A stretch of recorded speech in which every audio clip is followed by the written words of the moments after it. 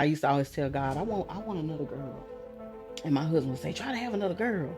And so I did. I had my daughter first. And then I tried to have a girl, came a boy. I tried to have another girl, came another boy. I tried to have another girl, came another boy. And he said, try, so I can't try again. I was defeated. My son was 16 years old and he was murdered right in front of my face. My husband's face and his sisters and brothers. And I was so numb, like, to the reality, even though it happened right there in my face. It did. I didn't have to go look. I mean, like other parents, I didn't have to go look for questions. I didn't have to go call and ask nobody nothing. I didn't have to go on investigations. This was 1,785 days ago.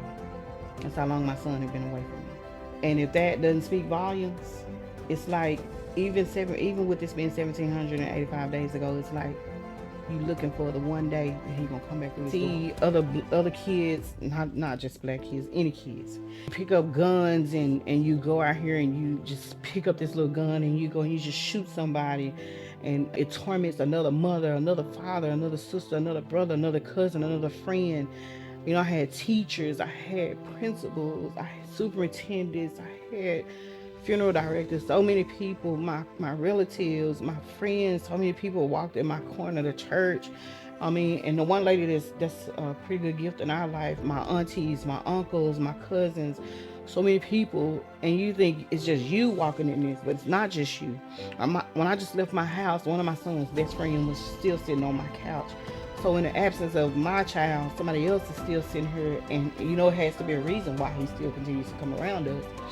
But just carrying his memories, and one of the things that defeats me, and the reason why I know this will never die, I just still have faith, and I still kind of live and walk through what I walk through, is when you can see a parent, or you can see a person, or you can see a kid, and it's like you're not exempt. And then when you can turn the page, or you can just jump on social media, and there it is. It's right in your face. Yeah.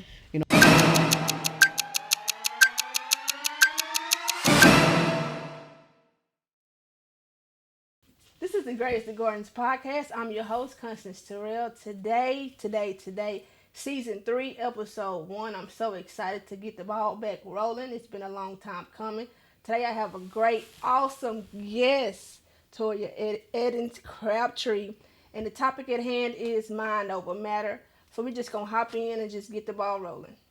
Thank you for being here. Yes, ma'am. Yes, ma'am. I'm so excited. Yes. Like, for sure.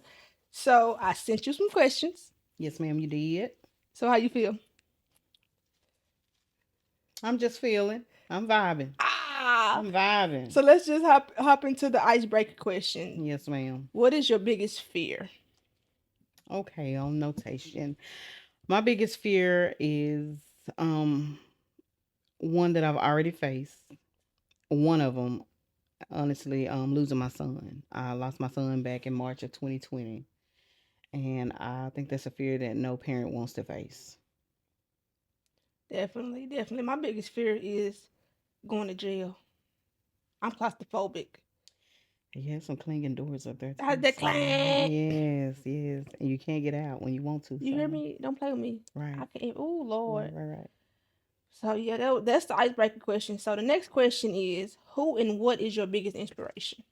Now, before we just proceed, I have to put this in too. And I have a fear of God.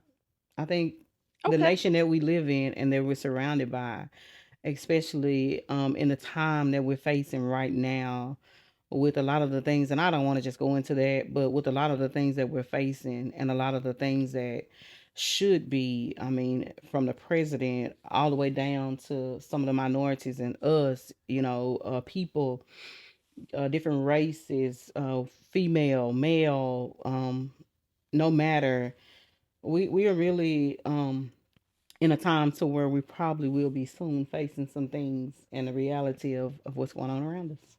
That's facts. And I agree. I mean, cause this is Black History Month, and it's like so much like racism and like hate, and I'm like, Lord, it hadn't really hit my front doorstep yet, but I'm reading like subliminals and like the indirect racial things, and I'm like, yes, is that a thing? Like, why? Just because my Yes, skin color, your skin color, we all bleed the same. that's right. At the end of the day. So I don't know what who said something about fear itself, something fear itself. I don't know. Somebody said it was a quote.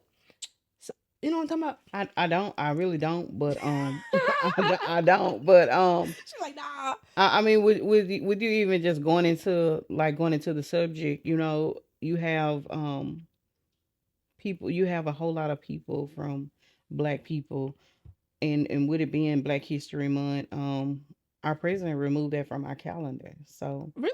yes, if you go to Google, well, Google, I know Google removed it from the calendar. So February is no longer Black History Month as of right now. Oh wow. No, I didn't And even Google that. I didn't even yes, know that. yes, ma'am. So it's some things you can really kind of go into, and like I said, I don't want to, Yeah, yeah, yeah. but Well, it's scary I think we because got. Dr. Martin Luther King had a dream just like us, Yeah, and yeah. I feel he deserves to be heard of. I feel like he deserves to be spoken to and be Remember. just as well as God. Right. He deserves the remembrance. He deserves the respect. Yeah, And I think that's one thing that alters the people that are biased and divided, it kind of inflicts when people are wanting to cause division. yeah, yeah, And it's like a cure and it helps us, but yeah. Man, we're going deep pretty quick. So, what's your biggest who and what is your biggest inspiration? one of the biggest inspirations to me in my world in the world of me being Toya Eddins is my parents and my grandparents, Oh, I love that. both. And I would say especially my mama and my grandmothers, like those ladies have been like toe for toe when it comes to raising six children, because my uncle and my auntie, which are both younger than me, we all grew up as sisters and brothers, and then me being the eldest of my mother's four children, it's like I was always the big sister. And so I had to watch my mom and my grandma be like the mama and the papa of the house, because we never had like our dads never lived in a home with us. It was like Mm, single parent homes. Now they did have the relationship. You know, it's a blessing for them to still have their friendship and understanding as parents. So I had that. Don't get me wrong. yeah, They respected each other as parents. They co-parented, in other words. But being we had it was structure in our home. We were taught, expectations. There were a lot of things that came out of us, and I feel like it's the reason why I've eloped to be who I become today. So and I hats off to you, and we're gonna get into it a little bit later in the show. But my hats off to you because you wear a lot of hats, and that your life is curated for you. Because anybody else, they would have been enfolded and broke down to the T for sure. But to answer the question, my biggest inspiration is my grandmother. My grandmothers, I love them. They've gone since have passed, but they instilled so much in me, and I'm a product of them. I right. love them. Like you said, they taught me so much, and I'm so grateful for the wisdom that they bestow. And Whitney Houston, I can't forget Whitney Houston. I love me Whitney. I'm a Whitney Houston fanatic. You a Like singer, you gonna I can't sing. sing, but baby, when she come on, baby, You gonna sing. period. Like for sure, for sure. So, oh, this is a little pivot. Why I didn't know your name was Toya. Yes, it's actually, and like another I've been thing, saying Toya. and it's Toria. So that comes from my daddy, His in name which Tony or something. no, my daddy's his name is Otis Walker, and I'm a daddy's girl too. So y'all can give me my points on that, or y'all can take them. But I am my daddy's girl. Yeah. And he told me, he said that I have a little cousin, which was Latora, but he was trying to get us as close as he could to naming us after Latoya Jackson, which I'm sure back in 1982 was popular. Yeah, shout out to 1982. That's when I was born. Hey. Anyway, anyway, but my daddy was like, I gave you that name, baby, because I wanted to name you after Latoya Jackson, but I wanted it to be a little more proper, so he Who added was a R. Latoya Jackson though? That's Michael Jackson's big sister. Oh, you sure right. And y'all said be nice, so I'm gonna leave it at that. But that's a really good family. So Listen, listen. So, What part do you play in your local community? Like, who is Toya Edens Crabtree? Because I know for me, I just found out that you did hair. Yes, I did not ma'am. know that. You've Y- been slaying them and laying them. Yes, ma'am. I am. So, and in a statement, who am I? You just said it yourself, honey. You mean trying to wear a numerous amount of hats? And I just and when I not to cut you off, but we sat and we was you was doing the head. We have a mutual person. We was in the shop Hmm. and you was just telling me your life story and it clicked. Then I said, oh no, I gotta have her on my podcast. She gotta tell the world this how she is really pushing through with a sick mama, a sick daddy, raising kids, grandkids, running your own business. You a wife. Yes, Like ma'am. I want you to, as much as you have the capacity to do so, like explain that, because that is for me, that is who you are. Well, first and foremost, I can tell you this: it's never easy. And the first, I mean, in learning to step into becoming who I am in my adulthood, because I am a firm believer that a person take notation of this when I say it. I'm not who I was 10 years ago, and 10 years from now, if I'm still blessed and able to be here, I won't be who I am today. Now, my expectations are to be a whole lot better, of course, you know. But today, Latoya Eddins is I'm a 42-year-old woman. I'm the oldest of four kids on my mother's side. I'm the second oldest on my dad's side of seven children. Mm. I'm from Texarkana, Texas. I've lived here my whole life. I graduated from Liberty Isle High School. I I came up in Sunset Apartments. I'm not ashamed of where I come from. And like I said, I had a mother and a grandmother that was You had a praying elite. grandmother. Baby, you saw my prayed and made us stay in that church and usher, and we sung in that choir. She made it do what it had to do. Yeah, I yeah. came home to a meal on the table. I wore clean clothes, nice clothes. We had to know how to talk, when to speak, where to Mm. speak, how to speak. I mean, my raising was proper. It was great, you know. Um, and then when I was about maybe 12ish, my mom went to Career Academy. So my mom was a hairstylist. Now we're getting back to why she's one of my my Inspiration. biggest inspirations. My mom went to Career Academy and she went to hair school. And so when she went over to hair school, when she would do our hair for church or just braids or anything, we had to learn to. If you see some African kids, you see at a young age they start to learn to braid down Mm-hmm. after the mother had started. So when she would start to apply the braid, she would make us start to braid down. Mm. And so I was about every bit of 12 when I mastered that. Dang. So in mastering that, by the time I was 14, I was advancing into the next thing. And so then I saw that it wasn't just something that I had to do or that I was learning. It was a talent of mine, and it was something that I love to do, especially when I started figuring I could take a straightening comb and straight hair without a perm. Mm. I watched my mom do curls, so I would learn, the processes, the timing, the techniques, and just the collateral that you have to do some of the things that you do. You learn like the anatomy, you learn the technicalities and doing it all, and by the grace of God, here I am today, walking in my favor, and these little fat fingers of mine, these little hands of mine, I take, and every time I torment somebody's hair, I touch them.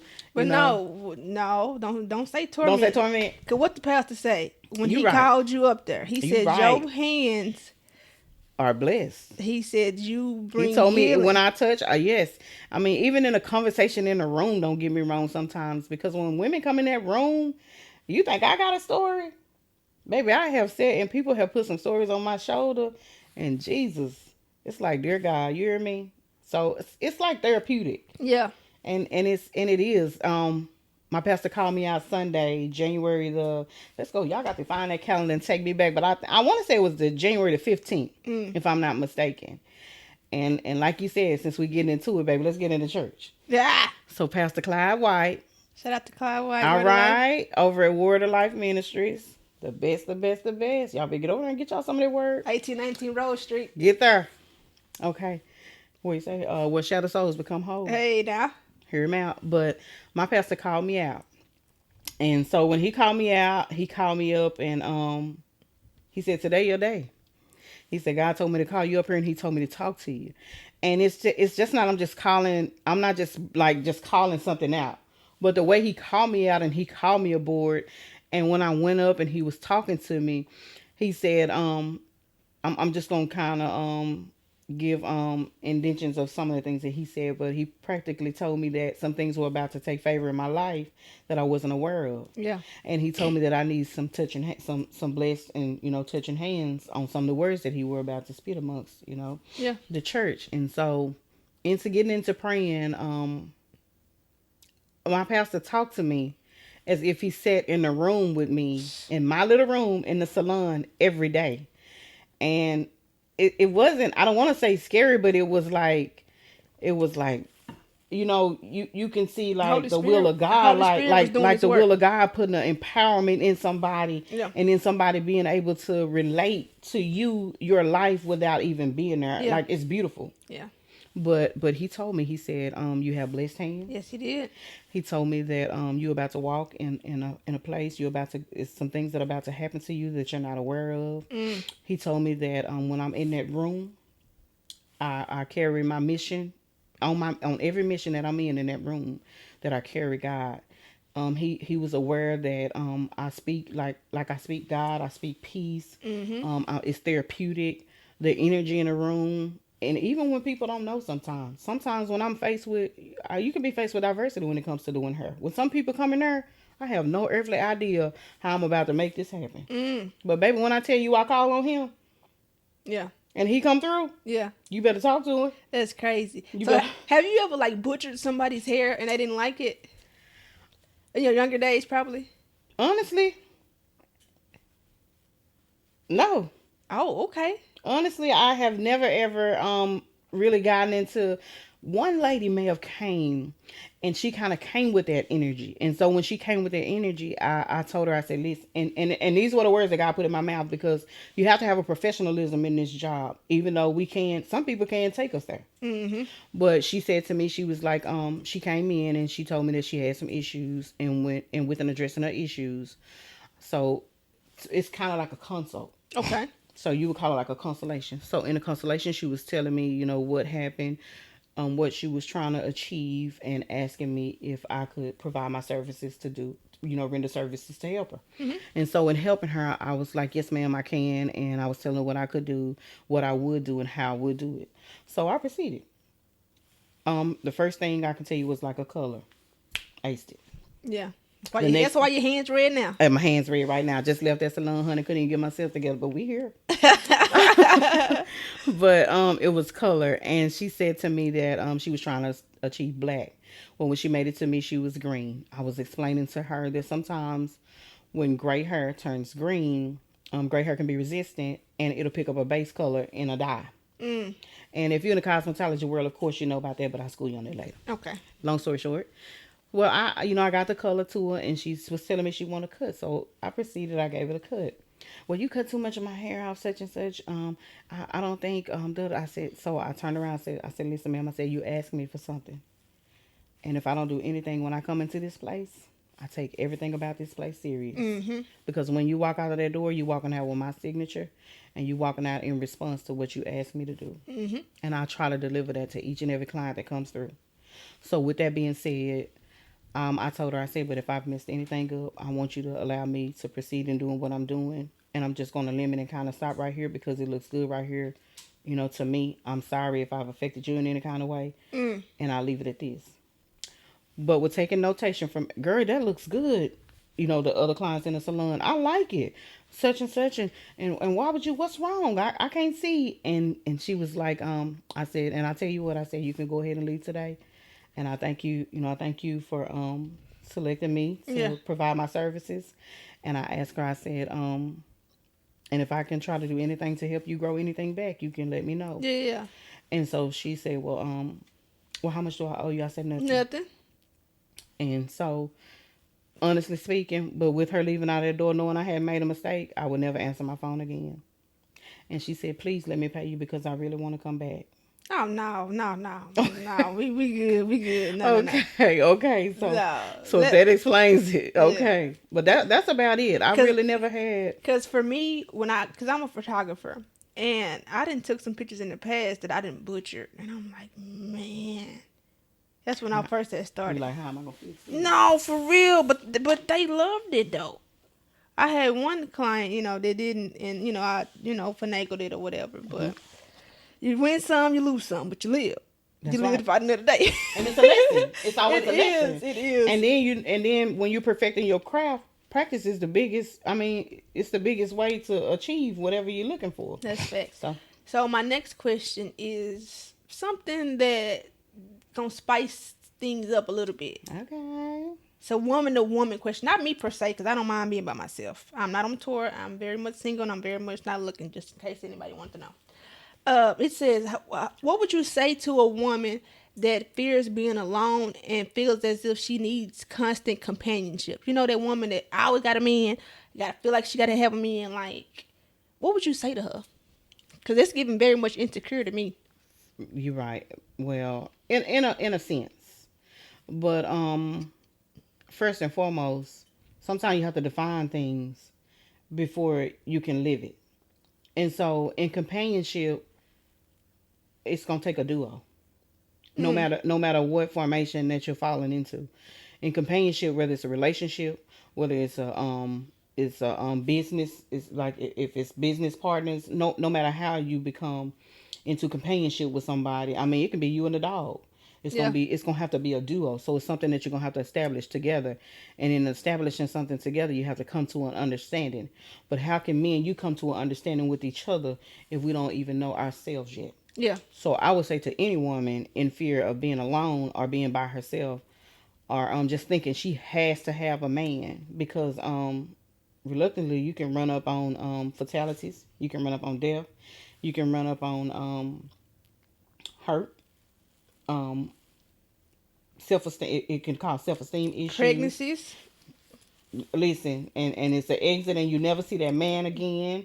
I mean, illnesses. No, for real. You have to look at it's so many things that we can put in line of that. But what I would say to a woman in giving my advice is, sister, first love yourself. I was just gonna say that because this is February. This is Love Month, Black History Month. Love yourself. But and then a lot of people and I just want to throw this out there, and this came too. When you establish a relationship with someone, and when I say relationship, I'm speaking on a girlfriend, boyfriend, marriages, anything of that nature. When you go into that world, don't go into that world with a checklist. oh, wait, boom, boom, boom, boom, boom, boom, boom. You talking to me? Hey, y'all know I got a list. I mean, it's okay to have expectations, but you can't check off everything on somebody. And if you do have a checklist, make sure you have a checklist for yourself. I would say, and that's gonna almost be inclusive. I mean, you can't You do talking that. to me? Because I got a list. You want to know my list? Do you want to know my list? I'm listening. Shout out to my engineers over there because they know my list.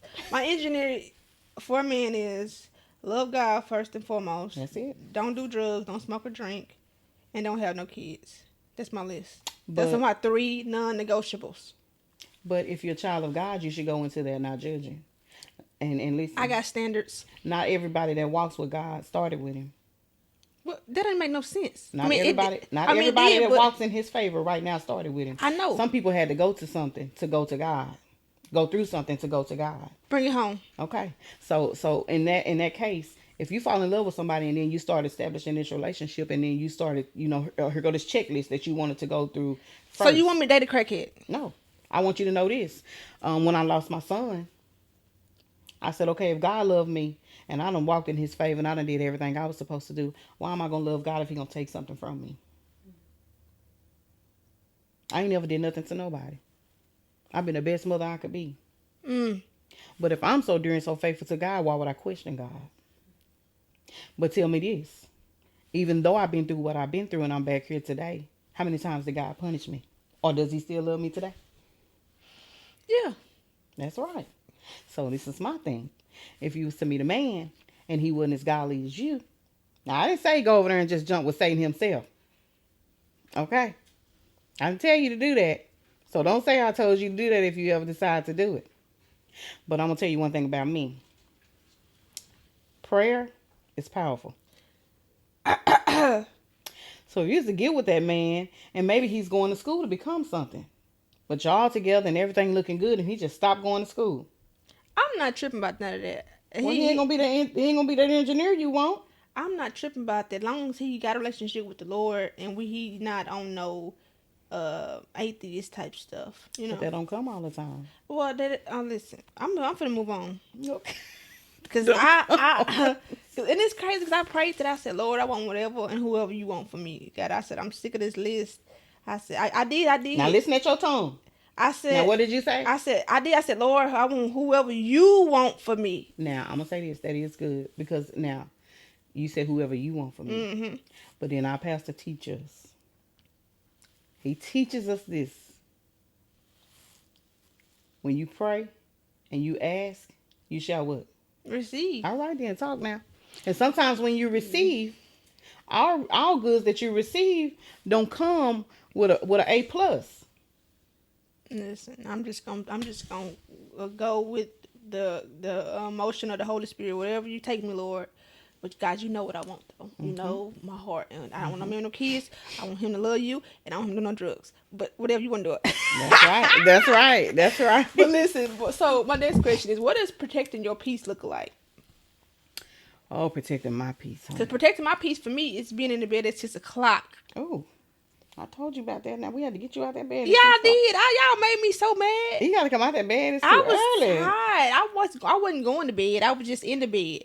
That's protecting my peace. I know sleep. It kind of helps our. I wasn't going to sleep. I was just gonna be in the bed relaxing. Just relaxing. Now I want you to still move the muscles a little bit. Maybe go to bed at 8, 9 o'clock. Ooh, I'm in the deep realm then. You on the cloud. What? Listen. So what does protecting your peace look like? So protecting my peace. And I asked you that because literally, you take care of your mom, take care of your dad. You just wear so many hats. I want you to speak on like peace. Yeah. Okay, so this is what protecting my peace look like. Protecting my peace is staying in my lane. I have a formation of life. Like I said, 10 years from now, I won't be who I am today. So 10 years ago, I'm not who I am today. And in my lane today, as you stated, I'm a mother of a young man that was taken from me at 16, and he left here with me a little girl, and I have a daughter which has 2 other children. I'm a wife, and I have 2 other boys. 2 of my children, one, and I have also a daughter-in-law. And I would consider her daughter-in-law, even though when my son left here, they were still teenagers. Mm-hmm. But in the nature of my mind, somewhere, I feel like that if he was still here, she was going to be his wife. I could see that coming. And that's a whole nother subject also. But just the beauty of the little relationship that they establish and becoming my son's girlfriend, and with the baby coming along, she's still in our life today. Her I don't know if we can speak names, but she's still in our life today.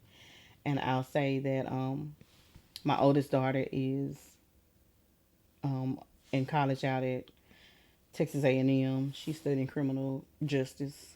My son is at TSU, and he's studying chemistry. And my daughter-in-law is in Marshall at Wiley, and it's not a community college anymore. It's a university, but she'll graduate this year. Oh wow. So even coming from where she came from and facing what I faced with her, I used to always tell God, I want another girl. And my husband would say, try to have another girl. And so I did. I had my daughter first, and then I tried to have a girl, came a boy. I tried to have another girl, came another boy. I tried to have another girl, came another boy, and he said, try. I said, I can't try again. I was defeated. I said, I can't have any more kids. This is it. But after when my son conceived, then came my little daughter-in-law and my granddaughter. So, and then my daughter has 2 little girls. So I'm blessed now. You ask God for something, and like you said, his timing and his placement is always on time. Yeah. So in me asking him for that, Maybe I wasn't ready for it back then. Mm-hmm. But not only did he bless me with another girl, he blessed me with multiple girls. Yeah. So I have it now. So we've been kind of cherry picking around this. So just a direct question, like how did you deal with like the death of your son? Like when you first got the call, like when you was like just take us through as much as you have the capacity to do so, like dealing with that, because that was a lot.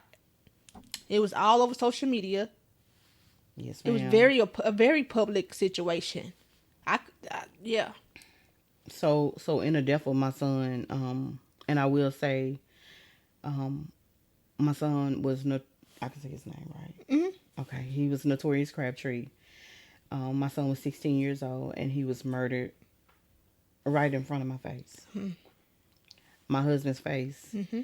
and his sisters and brothers. Hmm. And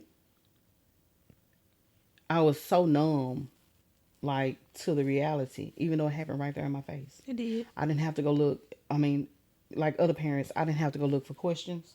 I didn't have to go call and ask nobody nothing. I didn't have to go on investigations. This was 1,785 days ago. That's how long my son had been away from me. And if that doesn't speak volumes, it's like even with this being 1,785 days ago, it's like you looking for the one day that he gonna come back through this door. So it's not how did I deal with it? How do I continue to deal with it? Faith. It's my faith in God. Because I've been in a place. I've been in darkness. I've been in fear. I've been in everything that the devil can walk you through when you're vulnerable.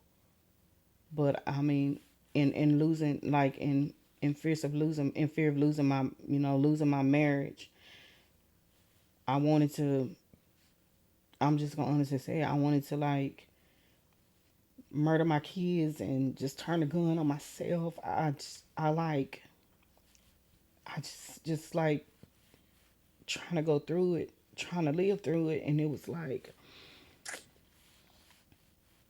I just know like just and then when I see other kids, not just black kids, any kids, when you pick up guns and you go out here and you just pick up this little gun and you go and you just shoot somebody, and it torments another mother, another father, another sister, another brother, another cousin, another friend. I had teachers, I had principals, I had superintendents, I had funeral directors, so many people, my relatives, my friends, so many people walked in my corner of the church. I mean, and the one lady that's a pretty good gift in our life, my aunties, my uncles, my cousins, so many people, and you think it's just you walking in this, but it's not just you. When I just left my house, one of my son's best friend was still sitting on my couch. So in the absence of my child, somebody else is still sitting here, and it has to be a reason why he still continues to come around us. But just carrying his memories, and one things that defeats me, and the reason why I know this will never die, I just still have faith, and I still kind of live and walk through what I walk through, is when you can see a parent, or you can see a person, or you can see a kid, and it's like you're not exempt. Mm. And then when you can turn the page, or you can just jump on social media, and there it is. It's right in your face. Yeah. I said to the principal one time, I was sitting in her office, and we was just talking, and this just came, and I said the bell had rang, and I watched a lot of kids, coming to and from, and I said, look out. I said, look out that window, and I said, you see, I was at Levi High School, and I said, you see all of those kids, all of them, and I said, but mine was selected of all of these kids, and so, and I'm sitting here telling you, like, that's how it feels when a mama loses her child, and you go sit at funerals, you go sit everywhere in the world, and then you start to go places, you intervening in the world, you still trying to keep living, but when you turn around in absence, you just can't take it away. It's there. Yeah. Yeah. I definitely I don't have any biological kids, but I do have nieces and nephews, which two of them live here, and them is my kids. You know, they live here. They eat, sleep, and breathe. Shout out to their mom. She's an amazing parent. I don't want nobody to think she not because they always here. They just won't go. They just won't go home. Right. Them niggas just won't Right. go home. I want to stay with you. I want to stay with you. And I said that to say I can't even imagine. I can't even fathom that because it was a very public situation. I'm literally watching this, and you know I didn't know of you at the time, but I'm just like, get this off the social media. Right. Like, what is going on? Right. Like, you know, so. And it was so much even going on in our life then, you know, Yeah. so much going on. And but the support, when I tell you the support, and I'm not talking about the immediate support or the support that came right after the funeral. I'm talking about today's support. Yeah. I'm talking about me being able to support the next mom. Yeah. And if I can say anything to anybody, if it's a mom, a dad, a relative, or anybody that's taking it hard, if they want to vent, listen. Yeah. Listen. Don't tell them how to heal. Don't tell them when to heal. The best breakthrough you can be is be a shoulder. Yeah. If they want to cry, let them cry. Yeah. Take them to a park. Go sit at the lake. Go sit. Just listen. Yeah.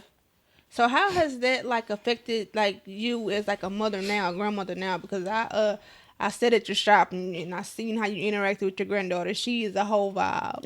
And your daughter, I didn't even know that you know you had a daughter. She has two beautiful girls. Like that's a Yes. whole thing. Like you surrounded with like love and like Don. He does his little one too. He's so funny. Right there. Hey. If I tell you that's my wing, baby, that's the other part of my wing. That's the other part of my wing. And I know, you know, I used to like inventing. There was no way I could really. I used to say it would be very selfish of me to just go vent to my husband and put all this on his shoulders when he's going through just as much as me. Yeah. And one day he came in the room and he just grabbed me one day and he just cried and I don't know, but the will of God gave me the strength to just stand right there and just hold him and just let him get that out. So when I tell you, being me and being a grandmother, being a wife, proceeding into this level of my life, accepting, understanding, um, Prayer. girl, I know you never leave home without praying or prayer. it ain't no know. leave home. Let me tell you You don't something even about praying. blink. I walk and pray. Yeah. I look and pray. I listen and pray. However it comes to me, I mean, we can be sitting right here and the wind can blow hard, and I'm gonna say, Lord bless us. Don't let it take us. You hear me? I mean, when I don't know if God get tired of us, but if He do, Yeah. I'm one to probably make Him tired because Yeah. if I tell you, I talk when I'm at church and the pastor praying over us, him and some of our fellow members, I'm praying over them. Yeah. You know, I pray over his wife. Yeah. You know, it's my world now that I'm accepting things. And another thing in dealing with what I'm dealing with, these are my chapters. This is in my book. These are my chapters. That's great you said that. That's why I named this session Mind Over Matter. Because no matter what, I think I know your mind is made up over whatever comes your way. I have seen you knock down like obstacle after obstacle after obstacle with that little snippet of conversation we had at the salon. Yes. Because I see stuff in movies and I'm literally picturing you jumping over hurdles and hurdles and you were a superstar. So my next question is like before we wrap up, like what is the next thing for Toria Eddings Crabtree? Like what you want to venture off and do? So my next module is, and don't get me wrong, because my mind is adventurous. You hear me? Yeah. They said that such and such and da da da. We're talking about going to build a world over in Mars. I'm trying to get over there with them and build me a salon, honey. You hear me? I want to get over there with them and see what kind of sand we can put on top of our heads, or I'm trying to see what it's gonna take forever. You know, whatever we gonna But anyway, the next step and my next obstacle is. It's time for me to sit on some stages. It's time for me to go to my next point of view. And I could probably go a little deep in deficit with that, but I heard the pastor say this. Sometimes before we blurt out, we got to sit on it. So I'm still praying on it, even though I know it's coming soon. But my next step in life and advancing into what I want to do before it's probably time for me to retire out is bigger than me. It's bigger than what I consider my little room, Yeah. in which I invited you into. And I love my little room, and I'm giving God all the time in the world to critique me to what I need to be and Yeah. become in order to go sit on that Your podium. little room is powerful. Don't you know how many gems I picked up off that? The women that's in that room, all the nuggets I got. That was all right, wasn't it? I just thank the Lord. That's all I can say. So So you got some good vibes out of I that? did. Thank you, Jesus. Yeah. Yeah, I did. I did. I'm grateful to have been in set and been in amongst good people, good conversation. So my last question is like, what gems would you drop for like the future generation? Because we hear a whole lot about this future. They're doomed. It ain't no hope, and Black Lives Matter. Black people killing each other. Mm-hmm. All that foolishness. But what is something that you want to say positive to the next generation as it pertains to hair, just womanhood, or just anything in general that can encourage them? I would say, especially to women, males also. I would Okay. say to male and female, young, old, because as I said, I mean even the upcoming. I can say your upcoming is in due time is gonna be to my level. You know what I mean? I would say this to you and anybody: be who you are destined to be. Try and find her. Try your best to find her. Walk in your favor. Never compete with anybody. The number one thing nobody else could ever be is you. Mm. I'm Toya Eddings. Nobody else could ever be Toya Eddings. You Constance Washington. I can't be Constance. Mm-mm. You be Constance. And being Constance, be as powerful as you ever in your life. Go above what you think. Always, and you speak this. Whether it's manifesting into something, whether you declaring it however you speak or however you feel, power is in your tongue. I Mm-hmm. know that. But always speak righteousness. You always speak the next level of life. Speaking into yourself. Look in that mirror sometimes when you feel at your ugliest. You Mm. look in that mirror and say, girl, you better stop. You know you're pretty. Mm-hmm. You better get up tomorrow and get out there and do what you got to do. Facts. You're not going out there to compete. Yeah. There's no competition out there. Oh wow, that's Yeah. good. That's some good stuff. Because again, I mean, who can be you better than you? I mean, if you're going to be a murderer, I hate to say this. God forgive me. Don't put that on there. But I mean, if you're gonna be rich, go chase it. Go be rich. You know what I mean? If you're gonna be the best, go be the best. If you're gonna be the best cook around here, hey, go put your culinary arts coat on and become that chef. I feel it. Listen, I'm finna run. I feel you. Times 10. That's it. So I done held you long enough. Getting ready to wrap up. This was a great session. Anything else you want to add? Mm, I just thank you for having me, and I do want to tell the world. I don't know why I was so chicken about doing this. It's just a conversation, right? That's it. It feels so good just to be able to sit down and talk to somebody. That's what I'm saying. That's what I'm grateful. But again, this is the Graves to Gardens podcast. You've been entertained. Make sure you check out our merch. We have a mini series, a small branch off a big tree. Shots fired that's coming. Redeemed. That is a documentary that's coming as well. Like, share, and subscribe. If you need prayer for anything, text prayer to 903-733-7727. That number again is 903-733-7727. And we're out. She said, Mom, I'm telling you, I know one of them cars, that's them girls. I said, well, why they pull down there? I said, go in there and tell your uncle to call the police. Or these folks about to pull in his yard. So as we can, we still out here proceeding to do what we're doing. So they come back up the road and block the road out. Just like this, where nobody could come in and where nobody could get out. And exiting that car, I would say it was about 11 people, both of those cars. One was like an SUV and it was like a car. And when they exited that car, males came out. So by now, her daddy came out and he said, these ain't no girls. It's a bunch of damn grown niggas. But you can see my youngest son was 12. My other son was, all my kids are 1, 2, or 3 years apart. So with the youngest being about 12 like he was, My son was 16, my daughter was 17. I would say the oldest kid out there was about 17 years old. Everybody was, you could see, was of adolescent. Yes. And it's a lot of them took heed because they got back in the car. I heard one guy say, "Oh, them ain't nothing but a bunch of kids." And one fella, this happened. I'm gonna tell you, 2 minutes and 38 seconds. 2 minutes and 38 seconds. One fella got out the car and he skipped. He just started skipping, and he came around and he hit my 16-year-old nephew in the jaw and broke his jaw and knocked him out. He was a 24-year-old man. When he hit him in his jaw and knocked him out, they started fighting. But the fight was so